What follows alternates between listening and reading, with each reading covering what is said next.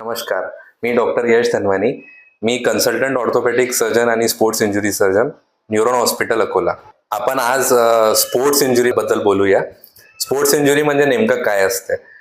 Sports खेळताना नाही तर काही जिम करताना जर पेशंटला काही इंजुरीज झाली त्याला स्पोर्ट्स इंजुरीज म्हणतात. मोस्ट कॉमनली ही इंजुरीज शोल्डर जॉईंट नाही तर नी जॉईंटमध्ये म्हणजे खांदा आणि गुडघ्यामध्ये होत असतात. गुडघ्यामध्ये कोणाचे लिगामेंट्स इंज्युअर होऊन जातात, त्याला ACL, PCL, MCL, LCL ligaments म्हणतात. तर कोणाची गादी फाटून जाते. तर जेव्हा आपल्याला स्पोर्ट्स इंजुरी होतं तर इनिशियल टाइमला आपण काय करावं ते आपण बोलूयात आज.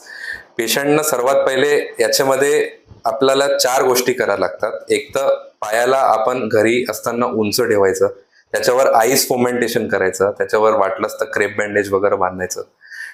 आणि त्याच्यानंतर एकदा प्रायमरीली पेन कमी झाला तर एकदा आपल्या एक्सपर्ट डॉक्टरांना भेटायचं, त्यांच्याकडून एक कन्फर्म करून घ्यायचं की किती प्रमाणात ते इंजुरी झालेली आहे. त्याच्यासोबत कोणाकोणाला शोल्डर डिस्लोकेशनचा प्रॉब्लेम असते.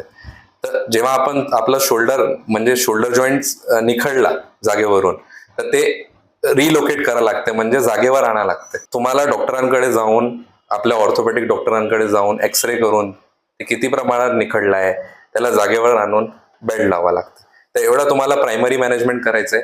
त्याच्यानंतर एकदा प्रायमरी मॅनेजमेंट झाल्यानंतर डॉक्टरांना भेटून जॉईंटचा हेल्थ कसा आहे, म्हणजे काय काय त्याच्यामध्ये इंजुरीमध्ये फाटलंय, किती प्रमाणात फाटलंय ते एकदा कन्फर्म करून घ्यायचं की याच्यासाठी काही आपल्याला शस्त्रक्रिया लागेल, त्याला परत रिपेअर करायला लागेल तेवढं करा.